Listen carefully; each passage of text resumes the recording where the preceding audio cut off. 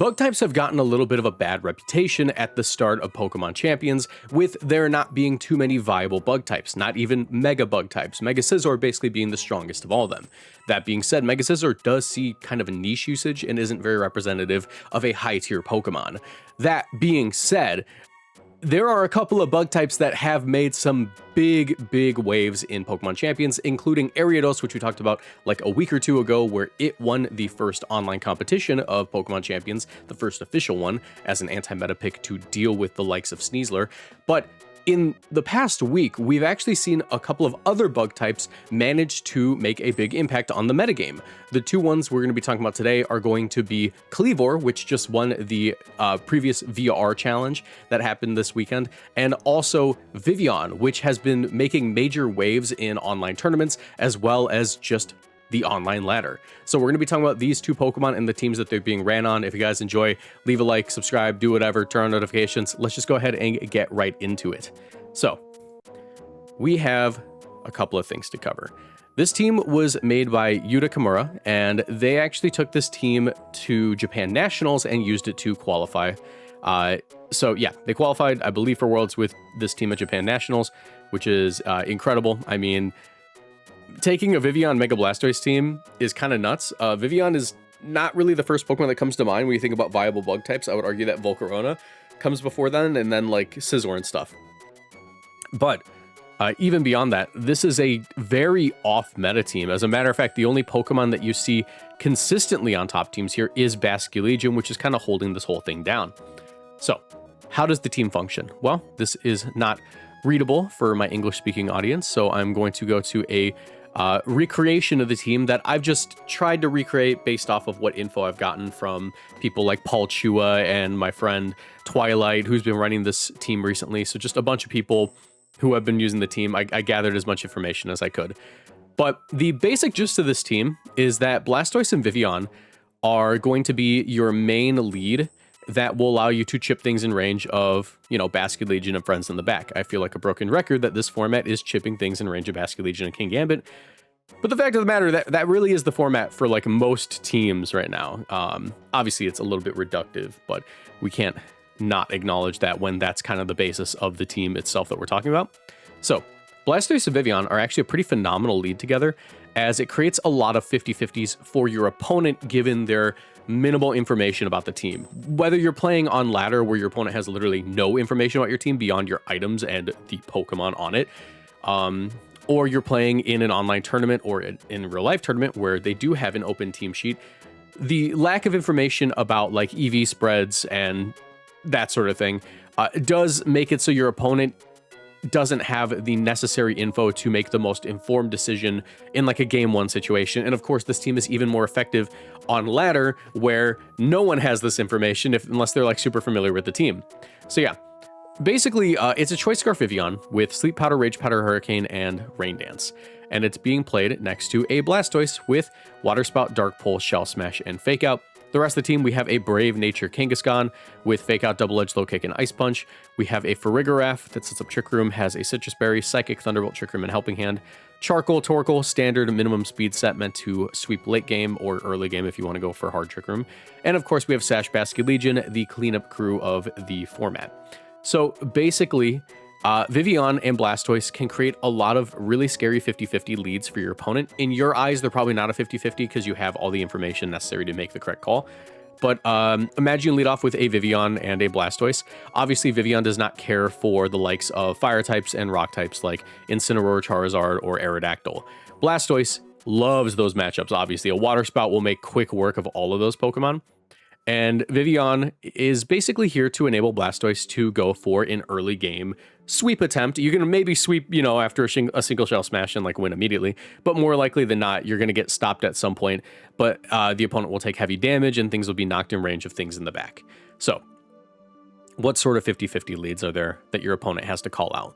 Well, it's a Choice Scarf Vivillon. One of the most important interactions on this team is that Choice Scarf Vivillon is faster than the single fastest Pokemon in the format, Mega Aerodactyl. Mega Aerodactyl hits 222 speed, where Scarf Vivillon, I believe, hits 225. No, it's 232.5, which is rounded down to 232. So Scarf Vivillon is able to outspeed Mega Aerodactyl, and with Compound Eyes, I believe Sleep Powder At 75 accuracy, it's like 99% chance to hit. Let's check. I'm going to pull out my trusty calc, that's short for calculator, times 1.3. It's a 97.5% chance to land a sleep powder into a Pokemon. Basically, you're dealing with a slightly less reliable Spore, so you will get that sleep powder off. This allows for Venusaur to do a few things, right? In the face of like a Garchomp Vivillon lead, you could just go immediately for the sleep powder into the Aerodactyl, preventing the Rock Slide. And while you probably will take a Rock Slide from the opposing Garchomp, you'll be able to get your Shell Smash off, outspeed both of those Pokemon, and then go for your Water Spout. Farigiraf is in the back to prevent you from getting Sucker Punched or faked out in late game. So that is an option. Alternatively, let's say that you're leading off into like a Charizard team where they have a Charizard and a Venusaur and that sort of thing. Well, there's a few options, but first and foremost, you would like to override that weather, meaning that Vivillon can go first, Rain Dance after the sun has been set by Charizard Mega Evolving, and then you go for your Water Spout anyways, or maybe even just a Shell Smash. Or let's say that you are deeply concerned with the fact that there is a Venusaur on the other side of the field, and you know that it is the Venusaur team that uses, you know, Helping Hand, Leaf Storm to KO things. Well, the Charizard in that case doesn't have a way to hit Mega Blastoise, allowing for you to immediately go for a Hurricane into that Venusaur while Shell Smashing with your Blastoise and then threatening a Water Spout. And even if Sun is up, even if they decide to go for like a Protect and a Heat Wave, I mean, the very next turn, you still have like a Helping Hand Water Spout to deal with things. It is a pretty effective like lead as far as chipping down opponents' leads and like making their team in range of Basculegion goes. Yeah, it's very effective. For references to just how powerful a Blastoise Water Spout is at +2, because you are going to be Shell Smashing, a Floette Eternal, 2 HP Floette Eternal, a Pokemon with 74 HP and 148 special defense, is always going to get one shot by Blastoise's Water Spout if you're running modest max special attack. It's doing 101% minimum to Floette Eternal. Obviously, if they're max bulk, which is fairly common, then you have a shot to KO them, but it is not going to be a guaranteed one shot. But that's a Pokemon with like super impressive special defense. Let's go with like a staple of the format that doesn't have as high a special defense, but is still considered very bulky. Kingambit. Kingambit always gets one shot by +2 Sucker Punch, and while it can +2 Sucker Punch by +2 Water Spout, and while it can Sucker Punch you, you can just block that outright by sending out the Farigiraf. Yeah, and then like late game, you're just able to go for Trick Room and like sweep with Torkoal, or go for like the Basculegion sweep or whatever. This team does rely pretty heavily upon that Water Spout to deal its damage, at least as far as this mode goes, but that's the reason that the team has multiple modes. So, obviously, I do need to point out, Blastoise is running Dark Pulse. This is for a few things. Opposing Farigiraf, you want to KO that.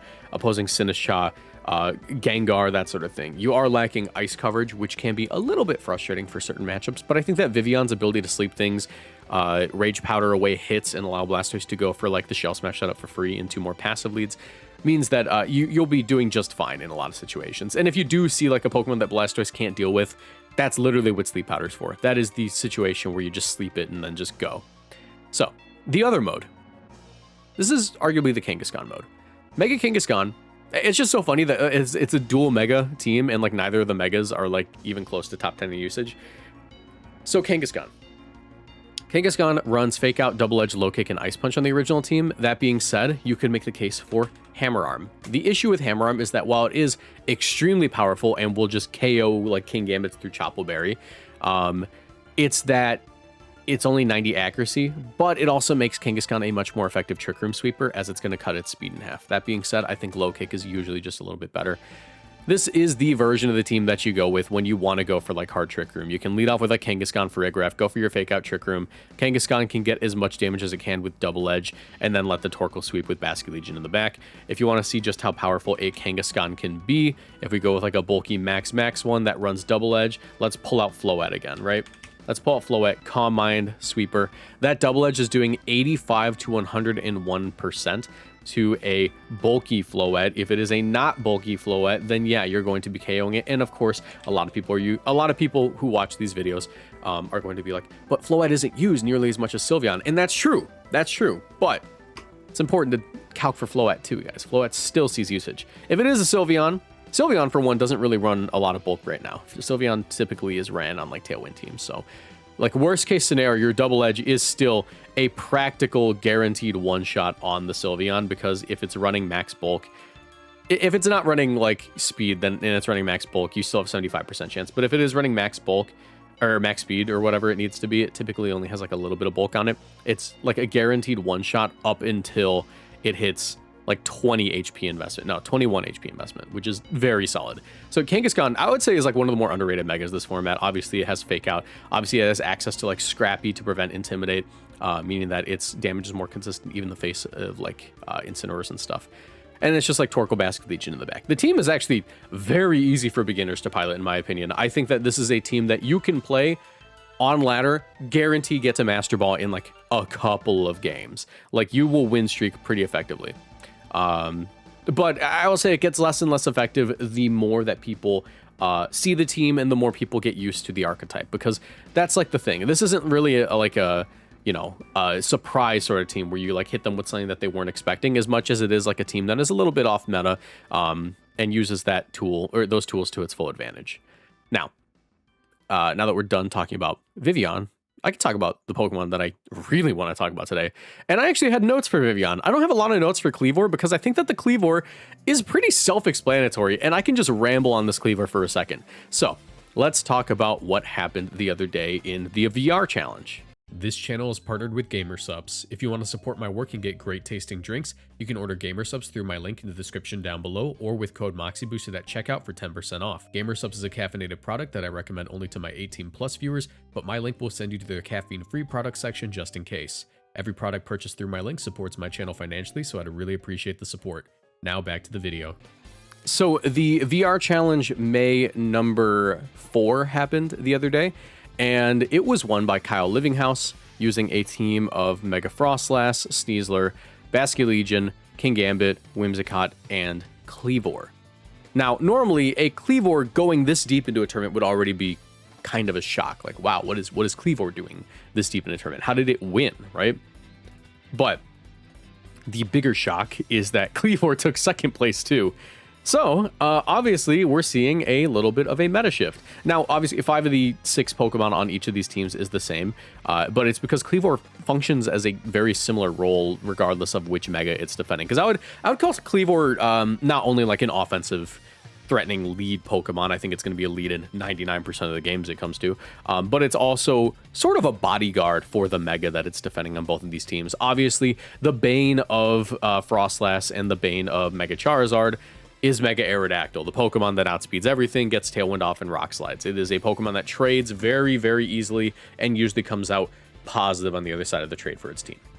Now, what does Kleavor function to do on both of these teams? So, the first thing we're going to do is we're going to take a look at the Kleavor on Kyle Livinghouse's team, which was a Focus Sash. And I did there's, again, no like official team paste for any of these, so I am kind of like running off of what I can figure out.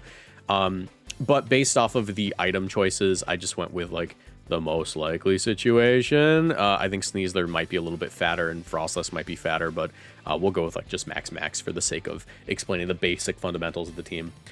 But basically, Kleavor is a very scary Pokemon right now because Kleavor is able to, in a lot of situations, outspeed Mega Aerodactyl, whether it be via Whimsicott or via having a Choice Scarf, which we see on the Christopher Hahn team. But Kleavor does a few things. Kleavor has access to Sharpness and its signature move, Stone Axe. Stone Axe is an especially powerful move in this format because of how pivot heavy certain teams are and because its ability to, or I guess because it sets rocks on the other side of the field and also how pivot heavy certain teams are. Basically, it kind of works kind of like Glamora. It works kind of like Glamora Whimsicott, but a little bit differently.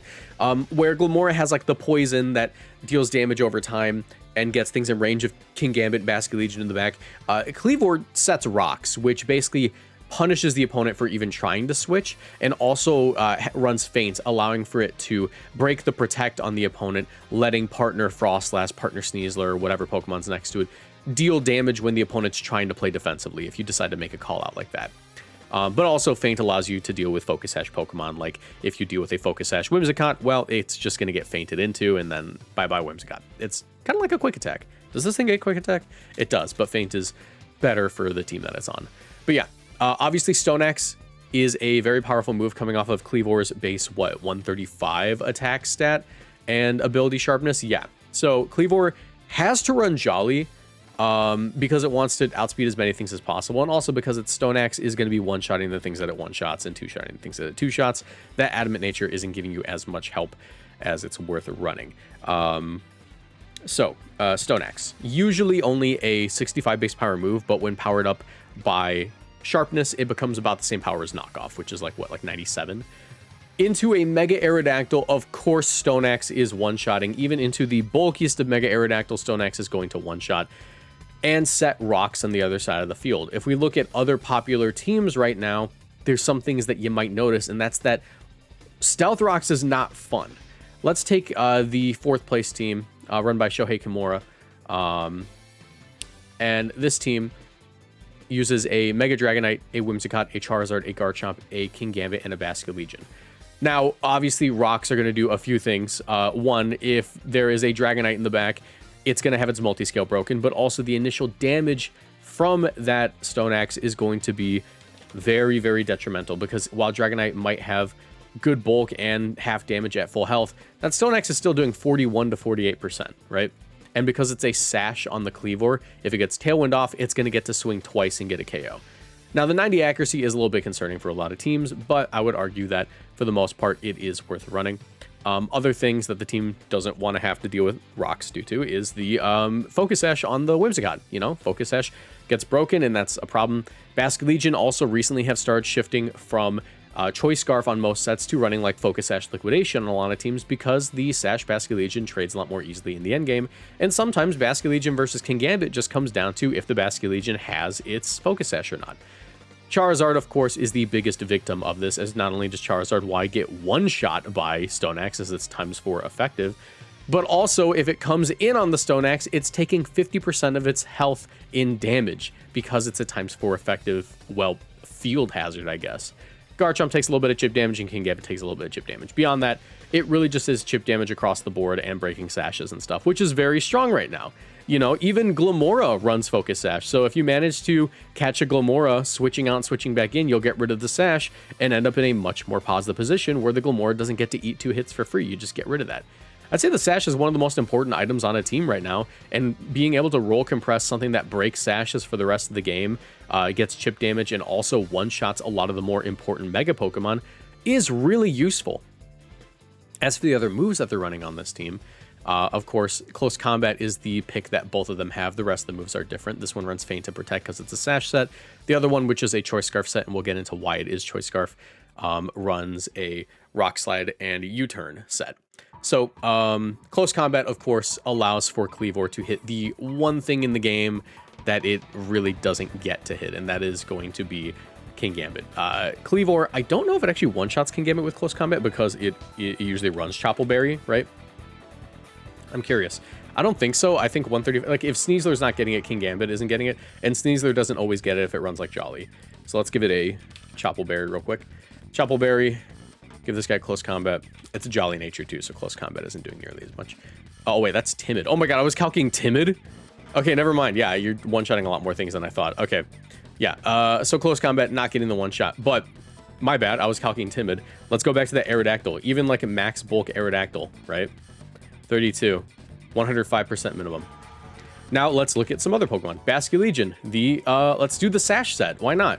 Sash Basculegion does not beat this thing if it is running, I guess the Sash doesn't matter. It's usually 2 HP anyways. I don't think it beats this thing if it comes in on rocks. Well, I guess it needs a little bit of damage. But yeah, Stone Axe is dealing 61% minimum to Basculegion. Of course, if it were adamant, it would do a little bit more, but it's not really worth it because you only get a little bit more damage, and yeah, the Jolly speed is going to be really useful. Yeah, this also lets the Kleavor to hit the likes of Archaldon, which would be a little bit of a problem Pokemon. And of course, you know, Tyranitar and stuff. And I guess Corviknight. But Corviknight probably doesn't like eating a... Corviknight probably doesn't like eating a Stone Axe either, does it? Even if it's full bulk Tailwind. Stone Axe, 32%. Oh, that's a little bit unimpressive. Okay. But yeah, the initial damage from the Stone Axe is great. Now, as for the rest of the team, you might notice that it is a Frostlass with friends in the back. Frostlass functions in a really interesting way that was really strong early meta, And that was the fact that that was because of the fact that Frostlass is so fast. It is a 120 base speed Pokemon with 140 base special attack. It is able to throw out powerful blizzards every single turn and also set up an Aurora Veil to make the rest of the team really bulky. That's especially useful when you're running a King Gambit. King Gambit loves having bulk on it, and if it's like if this is probably Fat Sneasler, like I said, and if it's a Fat Sneasler, then obviously it gets a lot more value from this from the Aurora Veil. Frostlass also has like a good matchup in a Perish because with the Tailwind, it can outspeed the likes of Gengar and stuff and get massive damage. But one of the cool techs that I saw on this team was Koba Berry. Now, Koba Berry is an item that reduces the power of flying type moves if they're super effective into the user. Now, I ran some calcs, and I can't guarantee that this is the set that Kyle Livinghouse ran, but I would assume that this is somewhat similar to what he ran. Basically, Whimsicott would run this berry only to deal with opposing Mega Aerodactyl. Now, base Aerodactyl, this berry does nothing because base Aerodactyl has Unnerve, and it says no berries for you, right? But if we take this set and look at it, Whimsicott with a Koba Berry into a Mega Aerodactyl, you can see that that's Mega Meganium. Aerodactyl, offensive, Jolly, max attack. Dual Wing Beat would only do about 99%. And that's because Dual Wing Beat is actually a pretty weak move. It's 40 base power. Of course, with Tough Claws, it gets a boost. But you have to invest heavily into the defenses because the second hit does not have the berry reducing the damage as it's a 2-hit move. So the initial hit gets cut in half and then the second hit doesn't. This allows for Whimsicott to survive against like a Mega Aerodactyl, meaning that on turn 1, the Aerodactyl can't go for like, you know, the Dual Wing Beat, KO the Whimsicott, and then Tailwind next turn, because one of the main advantages of Aerodactyl usually is that you one-shot Whimsicott through its Focus Sash. This berry allows for it to survive that, and that's kind of nuts. That means that Whimsicott can just go ahead and do whatever it wants on the next turn. It gets an extra turn to click whatever button it needs to, whether it be Encore, Moonblast, or Tailwind. And yeah, that's really sick. And you just use like the Frostlass and stuff with all of your tools and lead combined to chip things down as much as you can, once again in range of your win condition Pokemon in the back. Now, the other version of the team, the Christopher Hahn version. Oh, and I do need to note, I don't know if I said this already. Yeah, Kleavor removing Charizard and Aerodactyl with like one tool, the Axe in particular, that tool, is incredible for Frostlass, which hates both those Pokemon. Now, Charizard has a very similar feeling. Charizard does not want to have to deal with two specific Megas, and that's Mega Tyranitar and Mega Aerodactyl, the rock types. Obviously, we said Kleavor has access to close combat. That is a Mega Tyranitar delete button. But Stone Axe does the exact same thing for this team. The only thing is that this team uses a more standard Charizard set to do what it needs to do. Instead of leading off with like Blizzard and playing the bulky version, you just go for your Heat Waves and get as much damage as possible. That being said, this set ended up opting for slightly different items on the Pokemon. This is a Focus Sash Whimsicott, meaning that it does have the disadvantage of being KO'd by Mega Aerodactyl, but this set also runs a Choice Scarf Kleavor. Now, Choice Scarf Kleavor is interesting because Kleavor outspeeds Mega Aerodactyl. Yeah, it's 85 base speed when you run the Jolly Nature. It hits 150. 150 times 1.5 is 225, and Mega Aerodactyl is 222. I've been saying that this whole video, but I want to make sure I'm not saying that wrong. Aerodactyl Mega, level 50, should be 222. Yes, it is 222. I want to make sure I wasn't saying that wrong. But yeah, that means that Whimsicott doesn't have to fear that Pokemon nearly as much, and because Mega Aerodactyl is its own Tailwind setter, and it doesn't usually have a Tailwind setter next to it, that means that Whimsicott is free to do whatever it needs to. You can go for the turn 1 Stone Axe, remove the Aerodactyl from the game, and then Whimsicott didn't even need to Tailwind on that turn. It can stagger its Tailwind a little bit later. It can wait till turn 2 or even 3 to do that. Meaning on turn 1, it's free to Moonblast, Encore something that went for Protect on the next turn, whatever. It is a very solid combo. And then the rest of the team plays exactly how you think it does. It is the Heatwave Charizard, the Sneasler, and the cleanup crew in the back. Now, as for this version of the team, as far as how it fares into other Pokemon or other like common archetypes, I think it is roughly the same. I think that has like a slightly worse sand matchup because Charizard even in Sun can't take a Rock Slide. Meanwhile, you know, Frostlass doesn't love taking a Rock Slide in Snow, but it can take it pretty well if like Veil is up and Snow is active.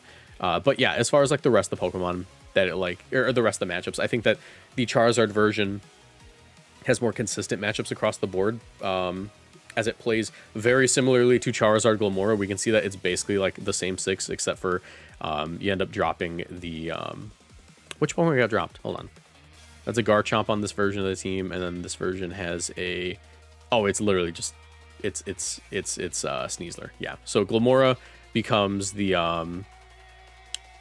Kleavor, and then Sneasler becomes the Garchomp or whatever. So yeah, this team just has more consistent matchups across the board. I do think that in finals, it is pretty interesting that Kyle Livinghouse managed to win. But once again, I would say that comes down to the fact that Kleavor threatens the heck out of a Charizard. Like, it's very difficult to want to bring the Charizard to the matchup when you know Kleavor's in the lead and they have Tailwind. They have that same Tailwind option. They can do whatever they need to. But yeah, I just want to talk about that real quick today. I think that it is really interesting that we managed to see these bug types do really good in the format. And as far as like the fallout of these bug types being good, I don't know. It just seems like we're getting our lead Pokemon cycled every week. And like, if Kleavor is a response to Aerodactyl and Glimmora, then like, what exactly is the answer to Kleavor? I would say that we don't know yet. We don't know yet. I think that Kleavor obviously doesn't like the Kingambit matchup and having to close combat into it. I think that Kingambit is already an answer to Kleavor. So most teams don't really need a dedicated answer, as well as like Basque Legion, that's a dedicated answer. But the reliability of setting the rocks is just like insane, and it plays very similar to...